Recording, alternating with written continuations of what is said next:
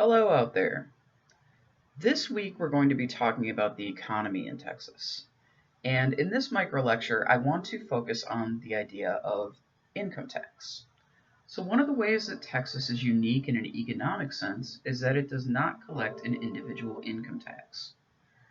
And it's one of only seven states that does not collect an individual income tax.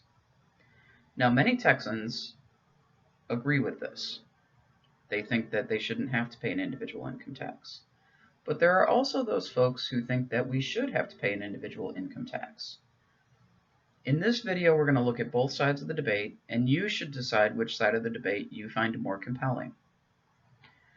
We'll start with the arguments for the collection of an individual income tax.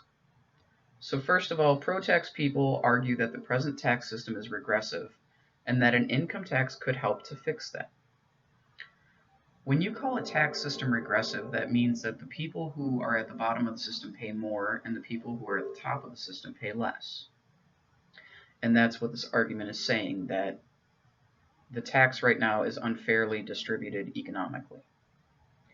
Another argument for the collection of an individual income tax is that it would create billions of new dollars available for state services.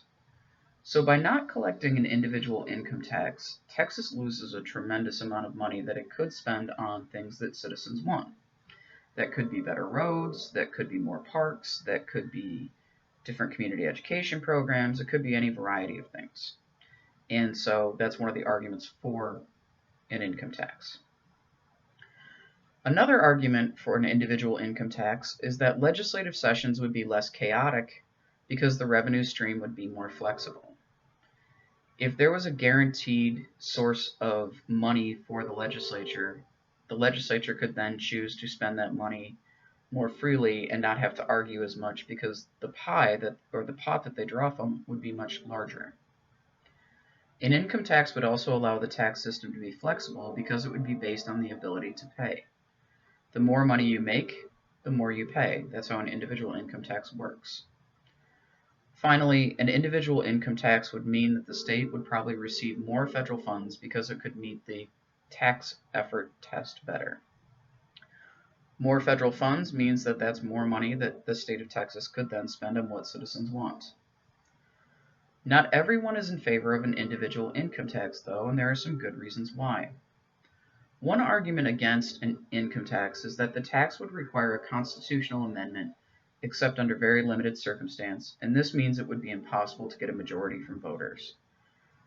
Remember, we have a weak governor in this state, and so it requires voters to approve of such measures, and it would be highly unlikely to get a majority of voters to agree to pay more in taxes.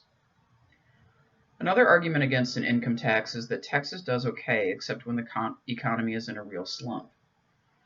Because Texas is so large and its industries are so varied, it has a safeguard of sorts in terms of protecting against economic downturns. And so people who are anti-income tax argue that there's no need for the state to take in more money when the state is already doing fine.